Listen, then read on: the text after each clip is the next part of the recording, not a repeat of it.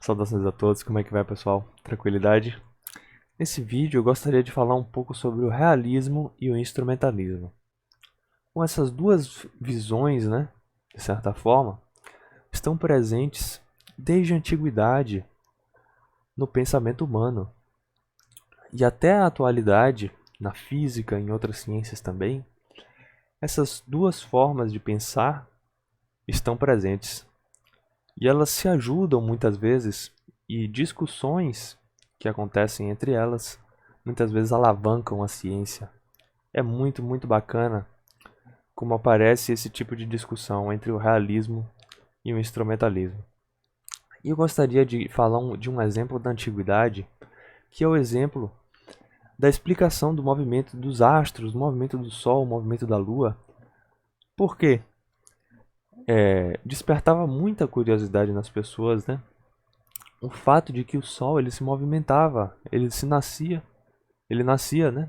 E se punha outra hora, que ia depender do ano, né? Da parte do ano, o Sol nascia em um certo lugar e se punha em outro. Isso gerava curiosidade, além de muitos outros fenômenos que aconteciam, né? Então, nesse contexto antigo, o Aristóteles era um forte representante do realismo, porque ele entendia esse tipo de acontecimento do movimento, né, dos astros através de esferas. Ele imaginava esferas de éter, um material especial do que tinha depois da Lua, né? Ele imaginava o universo como a Terra aqui, uma esfera da Lua e outras esferas após, né? No mundo supralunar, depois da Lua. E essas esferas girando, como elas estariam interligadas, né? Elas conseguiam reproduzir o movimento dos astros. E o Aristóteles ele tinha uma posição realista porque ele acreditava de fato que essas esferas existiam. Ele até falava sobre qual material ela era constituída, né? Elas eram constituídas. Por outro lado, o Ptolomeu, um outro grande pensador, ele descrevia esse tipo de fenômeno também, o movimento dos astros, através de artifícios matemáticos, os chamados epiciclos. E com esses artifícios matemáticos, que seriam movimentos circulares, muitas vezes que aconteciam em torno de outros movimentos circulares, ou seja, movimento circular dentro de outro movimento circular, ele conseguia entender movimentos complicados que aconteciam dos astros, né? Mas ele não tinha nenhum comprometimento com a realidade, ou seja, esses epiciclos não precisavam existir na sua forma de pensar, né? Não precisavam ser reais. O fato é que, com eles, era possível prever o movimento dos astros.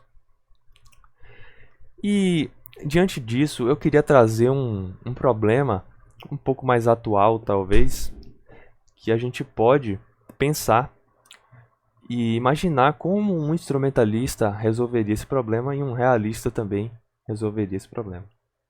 Um problema é o seguinte: imagine que a gente está em um prédio com 4 andares e a gente tem uma bola de chumbo e um cronômetro.